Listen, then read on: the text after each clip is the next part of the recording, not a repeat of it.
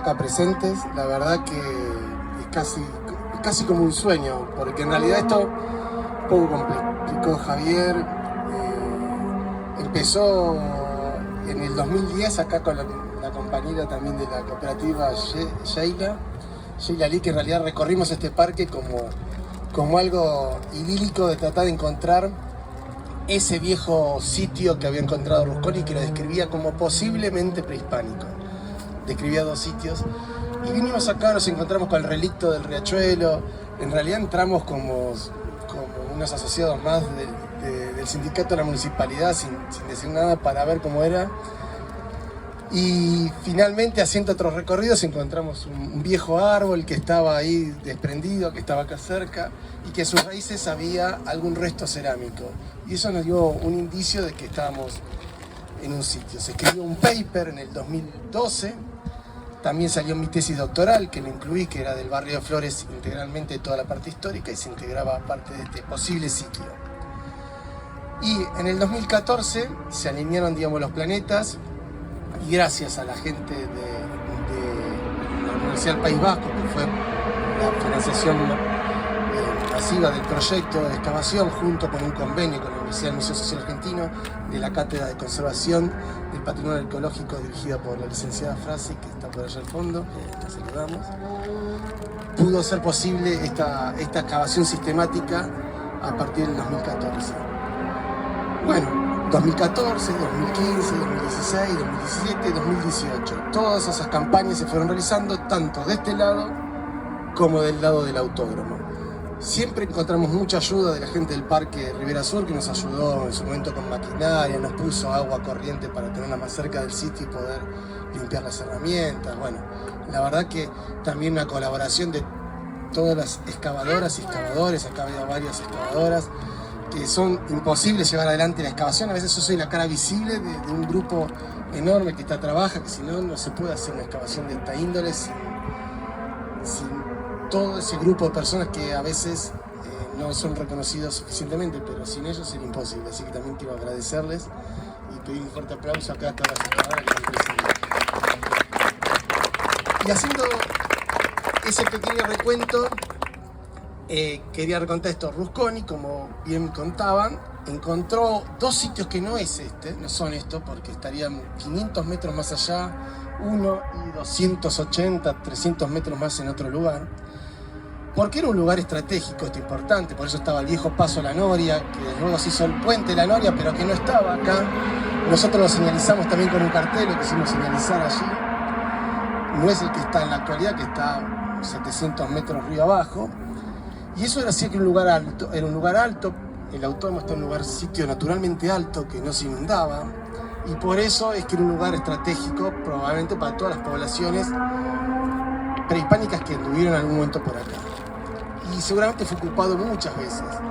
Nosotros encontramos un sitio particular, que es este, que comparte con la parte del autódromo, que se le pudieron hacer 5 fechados. Todos los fechados van entre para que tengamos una idea, de nuestra era, del 1190 a 1290, por eso del siglo XIII. Es una ocupación que en realidad vinieron varias veces durante 100 años esta población, porque no es que estaban asentadas permanentemente acá, sino que tiene un circuito anual, y durante esa ocupación se fue generando en esos 100 años esta ocupación. Entonces tenemos superposición de huellas de poste, que no es una casa completa, sino que tenemos varias veces que salvo esa casa en ese lugar. Y así también los restos cerámicos, los restos de la comida que comían, que era el venado de las pampas. Acá fundamentalmente venían a cazar venado de las pampas. No es que no comían otras cosas. Acá venían a hacer eso, este grupo.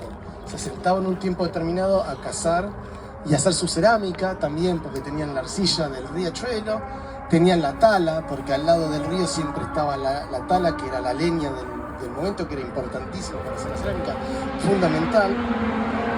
Y esa es lo que se dedicaban en este lugar. Por eso hay algunos restos de guanaco, también de ñandú, pero los traían de partes más altas para su viaje, digamos, pero no era lo que se consumía acá. Tampoco hay pescado, que me han preguntado muchas veces. No hay un solo resto de pescado, o sea, tampoco pescaban acá en el río. Venían a cazar fundamentalmente venado de las pampas, a cocinarlos, a hervirlos con su cerámica y aprovecharlos sacarle grasa, almacenar. Por eso tenían cerámica, eso permitía almacenar, tener una vida pautada con sus viviendas, y lo hacían durante unos meses en el año. Estaban acá con toda su familia, no es que solo venían a cazar, pero todo el grupo asentado, a hacer su cerámica, a hacer sus artefactos líticos, que también venían de muy lejos. Eso es importantísimo.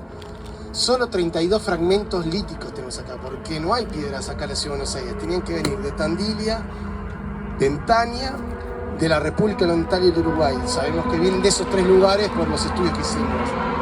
Tenían redes que ellos podían acceder a esas fuentes de materia prima y trabajarlas. Y la aprovechaban hasta el final, por eso es que no se tiraba. Era como el oro de la sociedad actual, nadie iba a tirar eso hasta lo último. Y por eso se conservaron tan poco. En cambio la cerámica la podían producir acá, se hacía en cantidad y por eso se encuentran muchos más. Y eso es más o menos la historia, digamos, de este pueblo, que probablemente haya sitios del mismo pueblo, pero en otra ubicación más alta en la provincia de Buenos Aires, donde se ocuparían de otra forma, ¿no? Donde por ahí habría más guanaco, probablemente, más casa de guanaco, y eso estaría mucho indicando, digamos, ese tipo de cosas. Pero aquí, como decía, estaban estos 3 meses dedicados a... También, una cosa más particular que es única, también encontramos unos pendientes, 2 solos, uno con osteodermo fósil, que eran los viejos, la vieja megafauna que existía en las pampas, que eran los huesos dérmicos que tenían los perezosos. Acá está Horacio y sabe más, pero estos tenían en la piel tenían huesos. Uno de esos y otro es un umbivalvo en una ostra. Y también es muy raro, eso no hay en otra región, tampoco de los sitios pampeanos, ese tipo de decoración. Sí hay otras, hay malaquitas, por ejemplo, que vienen de Amazonia, pero no este tipo de decoración. Así que también eso lo hace como un sitio único dentro de todo el circuito.